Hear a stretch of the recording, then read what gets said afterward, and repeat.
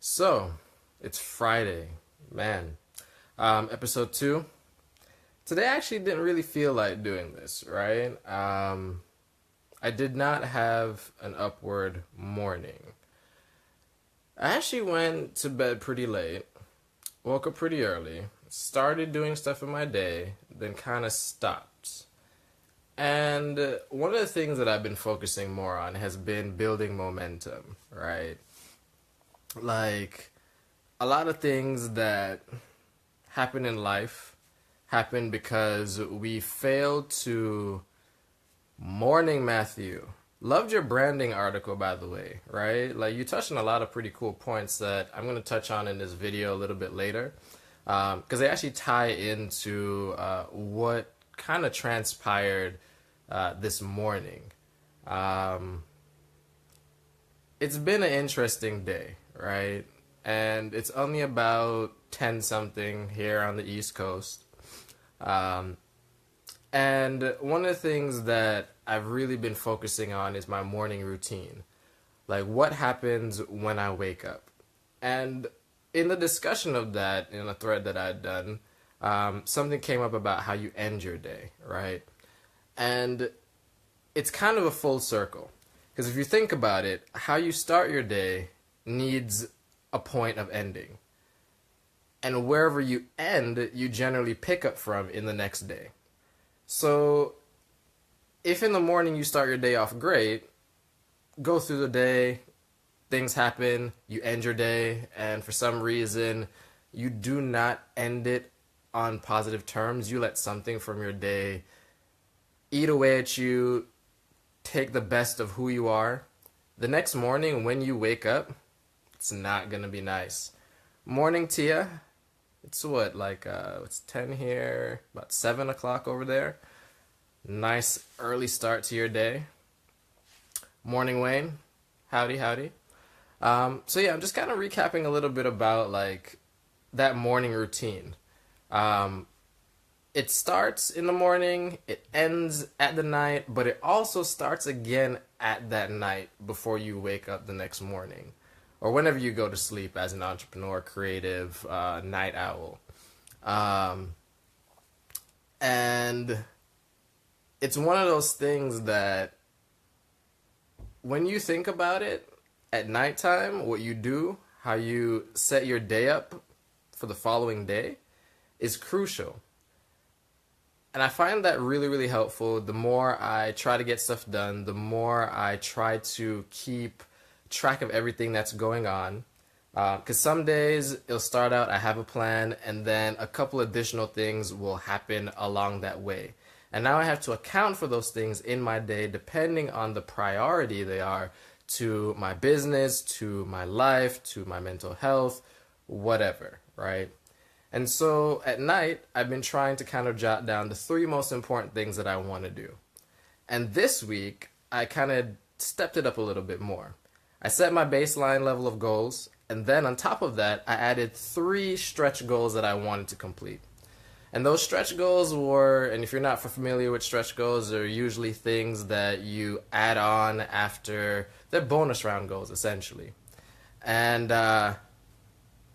yes, exactly that, Ron. Sharpening the axe, right? Actually reminds me of one of my favorite quotes, right? If I have, 6 hours to cut down a tree, I'll spend the first 4 sharpening the axe. Because if you try to go and hack away for 6 hours with a dull axe, meaning if your brain is dull for 6 hours while you're trying to get something done, you will never get it done. And how do you sharpen your brain? You relieve the stress, the tension, the friction that is on your brain, right? You write that stuff down, you get it out, and you allow your subconscious, the part of your brain that you're not using, to take over and solve all those problems. Now you can use the active state of your brain for all the cool things that it can really do. And so the night before preparation definitely is huge. Drinking water in the morning as soon as I wake up kind of helps me feel a lot more relaxed. That's something that really is good. And then pairing that with drinking some water, 16 ounces before I go to sleep. So these little things, these little biohacks as they call them, they go so far in helping you to be cool, right? And so when you want to do the cool things in life, when you want to push yourself to that next level, you're able to be more patient. You're able to actually execute things on your personal brand in a way that is unlike any other. You push yourself so far outside of your comfort zone that when you look in the mirror, you won't even recognize who you are. And that's the beauty about growth. That's the beauty about life. And so, Upward Mornings, short snippet, urging you guys to find a little way to tweak your day, do something better, create more, inspire others in the process of aiming always upward. So, before I leave, touching on this little topic of branding. So, if Matthew, you're still in here, definitely want to share this article with everybody. It's the little things that add up, right? And in this article that Matthew wrote, he was talking about essentially the little things about our personal brand. Stop overthinking things. Stop trying to go by somebody else's rules. Stop. Hey, Josh, how's it going this morning? And he was just really going in on like the essence of personal branding from things that, he and I have interacted with and a few other people that have, resonated with the same message. And every time I hop into a group, I take a few moments to observe the surroundings. I look at who the key players are. I look at the structure of the group. I look at the culture of a group. The same way I approach whenever a client asks for us to do an audit of their brand. I look at, thank you. I look at all the things that make up the true layer of a brand. And it has nothing to do with the identity, the colors, the wording, your vision statement, right? Like those things are all pieces that build it up, right? But the true essence is, especially on the personal level, it's who you are. It's what you find yourself most drawn to. So if you enjoy cooking, if you enjoy writing, you may often find yourself combining those two things into creating, recipes, right? You could write your recipes. You could write about the experience of your recipes. You could, give pointers on things that you learned the hard way that other people should look out for. And in those little things, you establish yourself as an expert in your field. Morning, Jim. How are you enjoying this 50-degree weather here in Orlando? It's actually a lot better than it has been these past few days. But yeah, so these little things, right, they make up who you are, your essence. So cooking and writing, that's one example, right? Let's pick another random one. I'm going to look around the room here. All right, so this remote, right? We're going to take a couple things. Now I'm looking at this remote and I say to myself, okay, maybe I'm passionate about people being able to navigate. Yeah, it was really chilly this morning. I was somehow outside at 2 a.m. and I couldn't even deal with it. I was like, nope, not going to be here. But it helped me actually get some work done, so I'm actually thankful for that part. But yeah, this remote, I'm passionate about people being able to navigate to the entertainment or informational experiences that they want, right? And I may pair that love with, physical objects. I may pair that love with a digital experience. And now I'm looking at maybe a third, overlay within that field that, all right, I enjoy helping people get to that informational, educational, entertainment experience. I enjoy all these other aspects to it.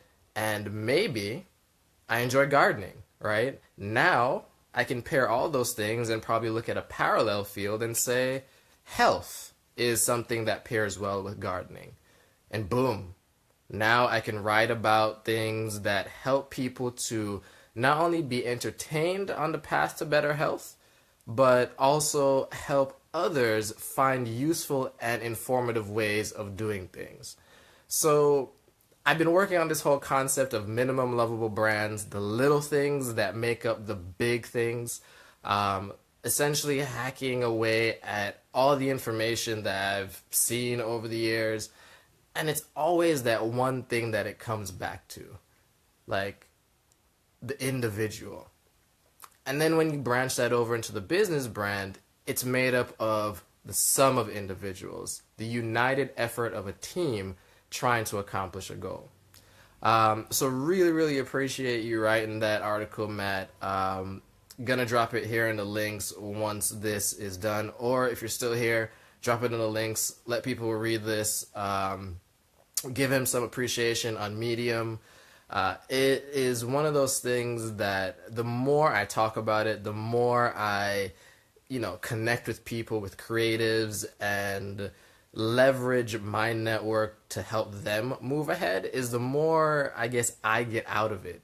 It's the more, creative juice that I, seem to find. Like, problems seem to solve themselves. Hey, Wayne, your site is pretty cool, man. That's also another thing that, like, I want to talk about. Like, those little things. Like, you are so excited about that little win, that little extension about your brand. And you shared that. You shared that and you led that into your passion. You led that into everything. That just, keeps building your personal brand as an author. It's awesome, right? And then your business brand of you selling that book and doing all that stuff. Like, those are the things that are solid. Appreciate you too, man. Hey, Natasha, how are you doing? I know we recently connected. I definitely see that you're up to some really, really awesome and interesting stuff. Want to get to know that a little bit more. It's inspiring to see people do good with their creative talents. Ben, hey, how are you doing? Ben's another classic example. He was making oatmeal and turned that whole experience into something where he connected with his audience. He, didn't just do the usual thing of, hey guys, I'm making oatmeal this morning, and oatmeal is awesome, it's healthy. Like, he made it fun. He made it exciting, right? Like, he did that in a way where, as I kept digging and I, got that curiosity, it was like, wow, we're here, we're, going through this experience, and boom, I realized that Ben also does painting, right? Like, you don't have to stick to that one thing. You could leverage your creative skills, you could leverage your creative passions, right? I don't know. I hear a lot about my personality, right? I'm still trying to figure that part out, right? I just don't get it, but it's something that I'm still figuring out. But do appreciate that. I really do appreciate it. Obviously, I'm kind of like semi-blushing. This is why I use a black and white, so, nobody can see me blush. I'm kidding. No problem, Ben. But yeah, on the personal branding level, right? And Matthew dropped this, article in the links. Jim, I actually was doing a talk once, right? And after I did, it was a workshop session. I was talking about, branding and defining the, customer experience and improving that whole thing. And after I was done, a lady came up to me and was like, amazing content, really, really, really amazing content, right? And she was like, but there's one thing that's just, kind of interesting. You're very monotone. And she's like, you almost have like this really great radio voice and I was like, I was very unsure how to take the compliment. I was very, very unsure like how to take that whole feedback. But I looked at it and I was like, hey, I'm overthinking this thing. I'm trying to deliver it in a way that I think people want to hear it. And I'm not delivering it with the passion that got me digging deeper into it. So on the personality side and trying to figure that out, I hear a lot of good compliments, but for some reason to myself, I'm just like, yeah, I'm a regular dude. Um, Very regular, highly introverted. I require huge amounts of downtime. And it's just one of those things that it's crazy. See, I've been working on it. So I will say now I'm a lot more comfortable in owning my story, owning my experience. I'm a lot more just carefree in the thought of this is what I'm passionate about. I really don't care if you like it, yay or nay. And then to overcome like all the introvertness, I literally just imagine I'm having a conversation with each and every one of you. And then it helps me to really just be like, all right, I'm cool. How would I behave in a one on one conversation? How would I, share a passion with a group of my friends? And that was literally the key that helped me to become a better speaker. It was a key that helped me to actually start writing better blog articles. It was also a key for me to dig deeper into my creativity to see what else that I'm gonna do. Like one of the things that is happening this year is me being on a podcast that I'm going to be like freestyling about my business. And morning, Josh, high five. How's it going? Um, and so the deeper you dig into your passions, is the deeper or the more range of possibilities you'll end up having. Like, there are so many things that I like now that I can't really classify myself as a programmer or an author. Like, I've written a book. I've, jumped out of a plane doing skydiving. I have a garden. I love photography. At one point I had a podcast, Wayne. And yes, definitely, Jim, we need to grab coffee. It's like a crime that we haven't yet. We're literally in the same city. Actually, next week is a lot more flexible towards the end of the week. So, yes, let's set something up.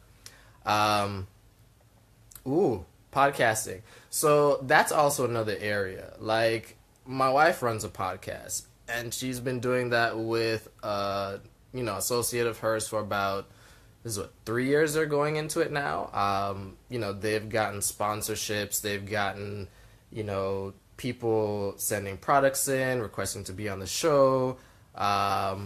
They've gotten so many, it's like consistency in that process. And it's literally just talking about their passion for business as female entrepreneurs, and the heart and hustle that it requires to get things done.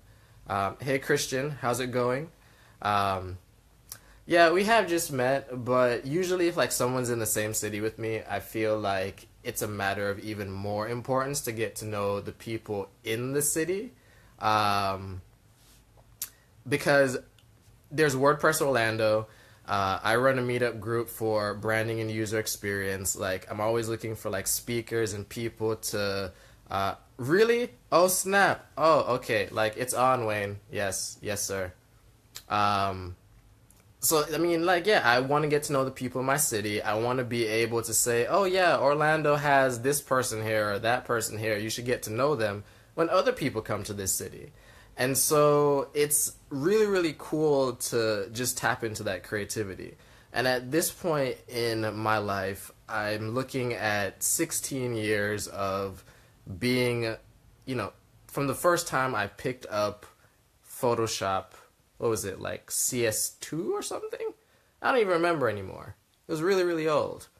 I just remember the days of Image Ready, when you used to make your GIFs manually and you had to like hit tween and like spread it out and make all the animations like actually look cool.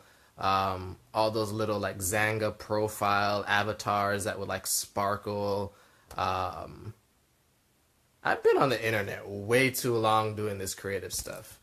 And it's amazing to see it keep changing, keep evolving, new people joining, the people who've been around a while keep leveling up and doing their thing.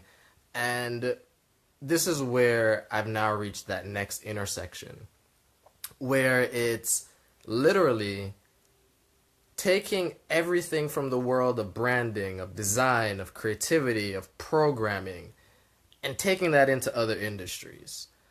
Collaborating with other people, like one of the things that is really cool, like taking augmented reality and pairing that with print, right? Like print isn't dead, it still has its use cases. Yeah, bro, rough times. Like people don't understand. Like the whole snap to point thing that makes life so easy now. Like all these cool little features that you can like move people's like arms in Photoshop. Um, it was rough in those days. Like there were like I remember the tutorials that you had out. If you weren't fortunate enough to go to like a school that taught design, and these are people out here just sharing their passion. Like they weren't getting paid to create these in-depth tutorials on how to use reflective material in your designs or things about foil printing or whatever the case was. They just shared their passion and eventually it built into a business. It built into something else. They were able to go into many different routes with it. Some are, huge speakers. There's one site, smashingmagazine.com, that I remember when it was just a baby. And then they went and basically consumed, what was it, like 30 other creative sites, everything from web design to user experience to, anything, right, that related to their like space, and created a huge magazine. Now they're doing conferences all over. They have a huge community of supporters. That's literally it. It's sharing your passion. You never know where your passion could help someone else. Now, to be a lot more specific on that, if your passion is to hate people, if your passion is to try to tear someone else's building down, if your passion is to treat people less than, human, don't share it. Keep that to yourself. But if your passion is to create good, if your passion is to be better than you were the day before, if your passion is to, enable or give a voice to someone that may not have one, share that passion instead, right? And that's kind of where I'm at. So today I'm literally just, at first, very upset and not happy. Hey, Dion. I didn't have an always upward morning. Wasn't aiming always upward today. I kind of got lost or a little stuck in my feelings. But then I realized that there are people around me who are more than willing to call me on my crap. And I enjoy this. And why do I enjoy it? Because if I didn't have these people calling me out whenever I was getting in my feelings, whenever I was being overly dramatic about something, making, a mountain out of a molehill, I wouldn't improve. I wouldn't be better. I wouldn't have the opportunity to actually see a new area for improvement. So, constructive criticism. It's important. Appreciate it. Use it. Share your passion, like Wayne said. Also, if you're kind of just joining, scroll up through the comments and check out the article that Matthew dropped on personal branding about how you can position yourself ahead. And it's basically just leveraging your minimum lovable brand, right? People like Ben, if you're now, just go back to the beginning of this. Like, these examples that I dropped here in this video, look at the parallels in your life. They're always a single thread that can unite things that you can use to share your passion, to do something more with your creative power, and make this world a better place. So that's kind of my bit this morning. A hell of a lot longer than I was intending it to be, But appreciate you all for joining in, taking the time out. Hope you gained a ton of value out of it. And I'll see you guys later for Retrospective Friday. Create something good, keep aiming always upward, inspire somebody in the process, and just be you.